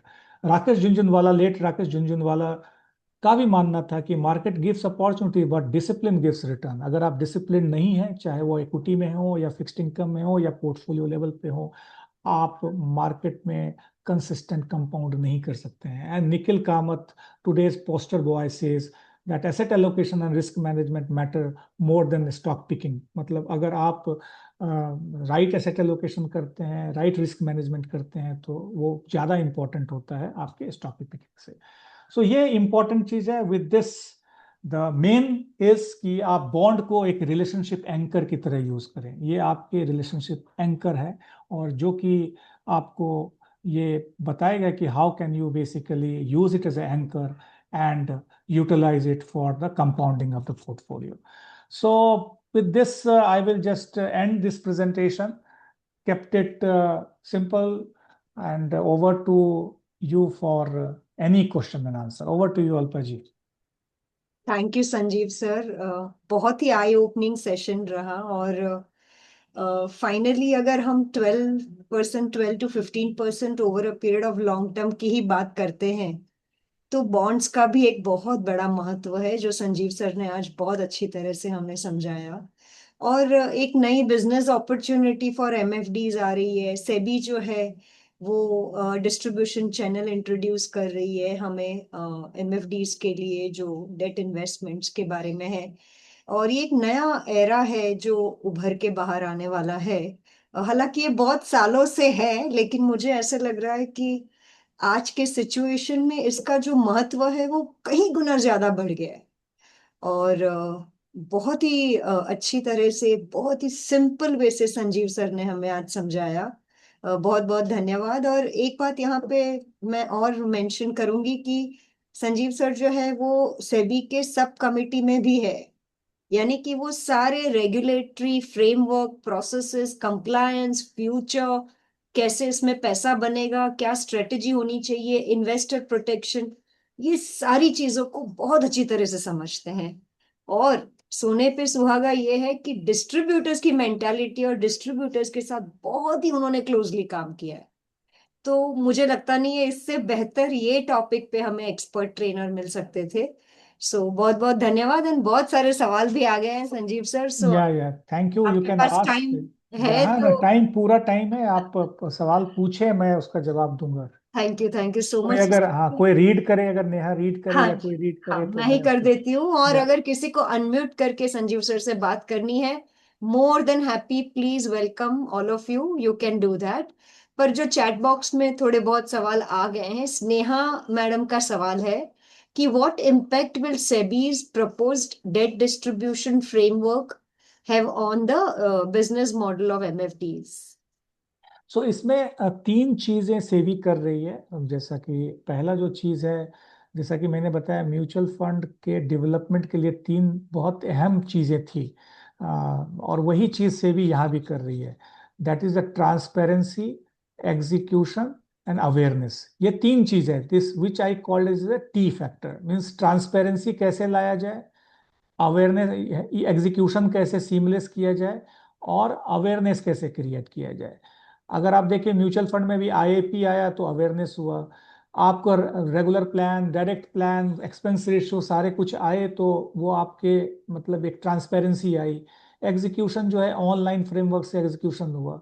तो सेम चीजें जो है सेबी बॉन्ड में भी कर रही है। उसमें क्या है कि जैसे आप म्यूचुअल फंड के लिए आप 5 एग्जाम पास करती हैं, यहाँ पर एनआईएसएम 22 हम लोग लाने जा रहे हैं, जो कि, और जो यहाँ एमएफडी बोलते हैं म्यूचुअल फंड के, यहाँ एफआईसीपी होगा, फिक्स्ड इनकम चैनल पार्टनर।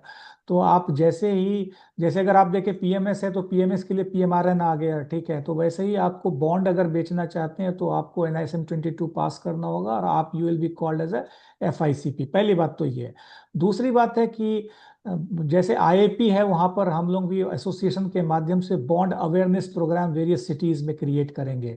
तो वो एक बहुत इंपॉर्टेंट चीज होगा, जो कि अवेयरनेस, ज़्यादा से ज़्यादा अवेयरनेस होगा। और हमने भी अपने वेबसाइट पे जो ये एक लर्निंग हब जो हमने क्रिएट किया है, उससे आप सीख सकते हैं। और एग्जीक्यूशन जो है कि हमने ये जो ओबीपीपी एक प्लेटफॉर्म बनाया, जहां पर कि आप सारे बॉन्ड को, बिकॉज सबसे बड़ा चैलेंज क्या है कि कहाँ मुझे मिलेगा चीज़ें। अगर मुझे मार्केट प्लेस बन गया तो मुझे पता है यहाँ मिलेगा। आप लॉग इन करके आप खोजें, आप सीमलेसली आप वहाँ पर जाके बाय सेल कर सकते हैं। बट अब वैसे लिक्विडिटी आज कम है, लेकिन जैसे जैसे बाजार आगे बढ़ेगा, मार्केट में अवेयरनेस होगा, लिक्विडिटी का भी प्रॉब्लम सॉल्व होगा। बट आज जो एक्सेस है, इंफॉर्मेशन है, वो अब इजीली अवेलेबल हो रहा है। तो जो सवाल ये है कि सेबी क्या कर रही है, सेबी इन तीनों चीज पे काम कर रही है। एडवर्टीजमेंट कोड पे काम कर रही है कि कैसे हम राइट एडवर्टीजमेंट कोड लाएं, राइट एडवर्टीजमेंट करें, जिससे कि इन्वेस्टर का नुकसान ना हो, जिससे कि हमारे जो एफडी मित्र हैं, जो कि वो एफआईसीपी कहलाएंगे बॉन्ड के लिए, उनको ज़्यादा से ज़्यादा जानकारी मिले और वो जो है वो पैसा बना सके। संजीव सर, एक सवाल यहाँ पे ये भी आया है कि डेट म्यूचुअल फंड में भी पैसा लगा सकते हैं लोग, जो डिस्ट्रीब्यूटर्स आज की तारीख में कर ही रहे हैं। हम्म। और ये जो कॉर्पोरेट बॉन्ड्स जो डायरेक्टली आप बोल रहे हो, दोनों में क्या अंतर होगा और क्या बेहतर होगा इन्वेस्टर्स के लिए और डिस्ट्रीब्यूटर्स के लिए? देखिए, डिपेंड करता है कि अगर रिटेल इन्वेस्टर्स हैं, but obviously direct mutual fund तो उसके लिए बेहतरीन है ही, बिकॉज आपके लिए बहुत आसान है। आप म्यूचुअल फंड के थ्रू करते हैं तो आसान है आपको इन्वेस्ट करना, लिक्विडिटी का प्रॉब्लम नहीं है। तो वो रिटेल इन्वेस्टर्स के लिए डेट म्यूचुअल फंड बेहतर है। लेकिन बहुत ऐसे इन्वेस्टर होते हैं जो कि चाहते हैं कि वो डायरेक्टली बॉन्ड्स में इन्वेस्ट कर सके। तो बॉन्ड एक कंसंट्रेटेड पोर्टफोलियो, डायरेक्ट एक पोर्टफोलियो में आपने पैसा, एक एक सिक्योरिटीज में पैसा डाला, और यहाँ पर आप बंच ऑफ सिक्योरिटीज में पैसा डालते हैं। ये वैसे ही हो गया कि मैं रिलायंस भी बाय कर रहा हूँ और मैं म्यूचुअल फंड बाय किया, उसमें रिलायंस भी है, ठीक है। तो आपको डायरेक्ट भी खरीद सकते हैं, इनडायरेक्ट भी खरीद सकते हैं। तो दोनों का अपना अपना स्थान है, ये इन्वेस्टर के चॉइस पे डिपेंड करता है। अच्छा सर, बॉन्ड टैक्सेशन के बारे में कुछ बताएंगे आप? सो टैक्सेशन बहुत सिंपल है। बॉन्ड का टैक्सेशन आज भी जैसे फिक्स्ड डिपॉजिट, जो फिक्स्ड इनकम का जो कैटेगरी है, डेट का जो टैक्सेशन है, वही बॉन्ड के भी टैक्सेशन है, मार्जिनल टैक्सेशन है। केवल इसमें एक फायदा है कि आज बॉन्ड में फायदा क्या है, अगर आप एक्सचेंज पे अगर आपने बाई किया और सेल किया, कैपिटल एप्रिसिएशन अगर हुआ, तो यहाँ पे 1 साल के बाद, यहाँ पे ये बहुत लोगों को पता नहीं होगा, ये long term capital gain tax लगता है इसमें। बॉन्ड में अगर आपने कैपिटल एप्रिसिएशन हुआ, जो एक्रूड इंटरेस्ट है वहां पर आपको मार्जिनल टैक्स लगेगा, लेकिन जो कैपिटल एप्रिसिएशन हुआ वो आज भी बॉन्ड में आपको long term capital gain tax just after 1 year लगता है। पहली बात ये। दूसरी बात है, बहुत ऐसे जीरो कूपन बॉन्ड होते हैं जहां पर की तो long term capital gain tax है ही। और तीसरी बात है, टैक्स फ्री बॉन्ड है, वो तो टैक्स फ्री बॉन्ड है, ये कंप्लीटली टैक्स फ्री है। तो हर तरीके के बॉन्ड है, और ये आज भी to some extent better tax efficient vehicle है देन फिक्स्ड डिपॉजिट्स। अच्छा सर, कौन सी कैटेगरी के इन्वेस्टर्स को ये बेस्ट सूटेड है अगर कॉर्पोरेट बॉन्ड्स डायरेक्टली निवेश करना हो तो? ये हर तरीके के इन्वेस्टर के लिए बेस्ट सूटेड है। मैंने बताया कि आपको सबसे पहले, अगर कोई 25 साल का आदमी है तो वो क्या करेगा, 75% इक्विटी में करेगा, 25% फिक्स्ड इनकम में करेगा, 100 - एज। राइट। और 25 अगर फिक्स्ड इनकम में है तो बटौवे से वो दिखाएगा कि भाई 25 में अगर फिक्स्ड इनकम है तो मैं, चलो ठीक है, 20% मैं म्यूचुअल फंड के थ्रू कर देता हूँ, 5% डायरेक्ट बॉन्ड लगा देता हूँ, ठीक है। अगर कोई 70 साल का आदमी है तो बट ऑब्वियस है उसके 70% जो है वो तो फिक्स्ड इनकम में रहेंगे, 30% इक्विटी में रहेंगे। नॉर्मली मैं बता रहा हूँ, बहुत लोग रिस्क नहीं लेना चाहेंगे तो ठीक है, वो उन्होंने ज्यादा पैसा अपने फिक्स्ड इनकम में लगा। अब फिर वो डिवाइड कर ले कि वो म्यूचुअल फंड में कितना करेंगे, डायरेक्ट बॉन्ड्स में कितना करेंगे, कितना रिस्क ले सकते हैं। अगर कम रिस्क लेना है, गवर्नमेंट ऑफ इंडिया सिक्योरिटीज में करें। थोड़ा रिस्क लेना है तो बहुत ऐसे बॉन्ड्स हैं जो कि आज 9 से 10 से 11% का रिटर्न दे रहे हैं। डिपेंड करता है किस क्लास ऑफ इन्वेस्टर्स है, उनकी रिस्क टेकिंग एबिलिटी। एक रूही जी का सवाल है, कॉर्पोरेट बॉन्ड निवेश से जुड़े प्रमुख जोखिम क्या है, और उन्हें किस प्रकार कम या प्रबंधित किया जा सकता है? तो जोखिम यह है कि बॉन्ड में तीन तरीके का जोखिम होता है। पहला है क्रेडिट रिस्क, मतलब जब भी आप बॉन्ड में इन्वेस्ट करें तो आप जो इशुअर है उसके क्रेडिट रेटिंग को देखें, उनकी क्रेडिबिलिटी को देखें, उनके बैलेंस शीट को देखें।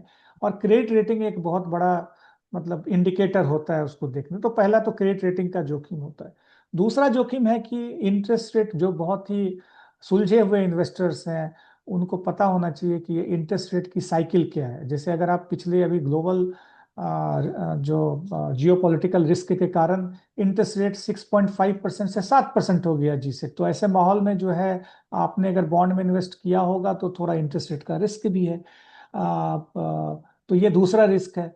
मेन क्रेडिट रिस्क और जो आपके इंटरेस्ट रेट रिस्क हैं, ये दो रिस्क मेजर हैं।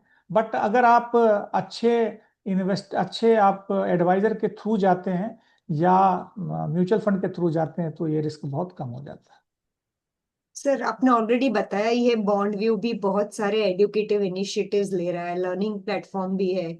जी। तो ये एग्जाम जो क्लियर करनी है उसके लिए भी आप मदद करेंगे जी हाँ, तो डिस्ट्रीब्यूटर्स अभी को? अभी हम लोग सेबी के साथ मिलकर ये NISM 22 का मॉड्यूल बना रहे हैं। जो बुक होता है वो बुक को हम लोग बना रहे हैं, ठीक है। अच्छा। और वो बुक बनने के बाद फिर वो NISM उसको अप्रूव करेगी, और उसके बाद एक गाइडलाइंस आएगा, सेबी एक गाइडलाइंस इशू करेगी। और जब वो गाइडलाइन, अभी आप बॉन्ड को बेचने के लिए कोई एग्जाम की जरूरत नहीं है, आप बिना एग्जाम पास किए हुए बेच सकते हैं, ये क्लियर है। आज के डेट में कोई रेगुलेशन नहीं है। बट ये मैटर ऑफ टाइम है कि ये आपका रेगुलेशन जो है वो हमारे जो डिस्ट्रीब्यूटर फ्रेंड्स हैं उनके लिए एक FICP, fixed income channel partner का एग्जाम होगा, दैट इज NISM 22। वो पास करना होगा। वो अब 1 महीने लगे, 2 महीने लगे, 3 महीने लगे, हम लोग सेबी के साथ मिलकर काम कर रहे हैं। सर बट एक लास्ट। हाँ। आज के डेट में कोई एग्जाम की जरूरत नहीं है, आप बेस। अच्छा।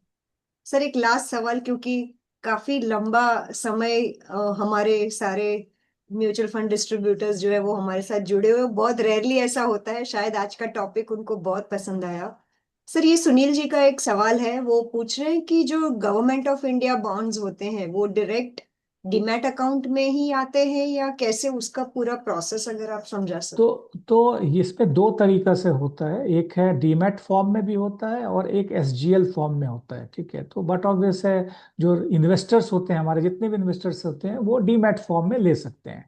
तो डीमैट फॉर्म में ले सकते हैं तो बहुत सिंपल है, आप मेरे पोर्टल पे जाएं, वहां पे आप देखें कि आपको 10 साल का GOI, जो भी है GOI सेलेक्ट करें, वहां पे बाय करें, और जैसे आप इक्विटी बाय करते हैं वहां बाय कर सकते हैं। बहुत सिंपल प्रोसेस है, कोई उसमें बहुत ही सिंपल है। आप पोर्टल पे जाएं, अपना लॉगिन क्रेडेंशियल क्रिएट करें, उस बॉन्ड को, जिस तरीके का बॉन्ड, 30 साल, 20 साल, 10 साल, 5 साल, जो भी बॉन्ड आप ढूंढना चाहते हैं वो ढूंढ के उसमें आप इन्वेस्ट करें, और ऑनलाइन उसी समय पेमेंट होगा, नेक्स्ट डे आपके डीमैट में GOI बॉन्ड आ जाएगा। Thank you so much sir, और मुझे। अगर उसमें भी कोई दिक्कत है तो हम लोग हर समय 1 फोन कॉल अवे हैं। हो सकता है बहुत सारे बॉन्ड्स वहाँ अवेलेबल नहीं हो, आप फोन करें, हम अवेलेबल कराएंगे, आप बाई करें। एकदम ऑनलाइन सीमलेस प्रोसेस है, आप बाई करें, पैसा आपके अकाउंट से आ गया, कल आपके डीमैट अकाउंट में GOI आ जाएगा। मैं सेम चीज SDL में है, सेम चीज कॉर्पोरेट बॉन्ड में है। जी, मैं नेहा से रिक्वेस्ट करूंगी कि हमारा जो सर्विस सेंटर नंबर है और ईमेल आईडी है वो वापस एक बार स्क्रीन पे लाया जाए। और संजीव सर, काफी मुझे मैसेजेस आ रहे हैं, हमारा एक व्हाट्सएप ग्रुप है, सारी कम्युनिटी जो हमें फॉलो करती है, उनका रिक्वेस्ट है कि संजीव सर का ईमेल आईडी या नंबर अगर मिल सकता है, can they connect you directly if they are. या absolutely they can connect me any time. मेरा नंबर है 9920337355। मैं रिपीट कर रहा हूँ, 9920337355। और मेरा ईमेल आईडी है Sanjeev, SANJEEV, sanjeev@bondview.com, BONDVUE.com। Bond view का आप लोगो देख रहे हैं, तो sanjeev@bondview.com। मेरा नंबर 9920337355। मैं हर समय अवेलेबल हूँ, अल्पा जी तो हैं ही, मैं हर समय आप लोगों के लिए अवेलेबल हूँ, कोई problem. Thank you very much Sanjeev sir. बहुत बहुत धन्यवाद. If you have any closing note, more than happy. तो thanks Alpa ji for giving this opportunity. हमारे जितने भी एमएफडी मित्र हैं उनका जुड़ने के लिए तहे दिल से आभार. और आई विल लव टू, अगर कुछ ऐसा और भी कुछ प्रोग्राम हो और कुछ ऐसे टॉपिक हो जो कि अभी आज तो हमने इन्वेस्टर के बिहेवियर के बारे में, बॉन्ड के स्थान के बारे में और सिंपल से चीज़ें, लेकिन अगर ऑपरेशनली भी कोई चीज़ समझना चाहते हैं तो फिर मैं डीपली उस चीज़ को स्कैन करके बता सकता हूँ. Thank you very much, Sanjeev sir, for joining the session. And thank you, everyone. Please feel free to get in touch with us if you need any further details. More than happy to help you. नमस्कार and go beyond to grow beyond में आप सब जुड़े उसके लिए thank you very much. Thank you. Thank you.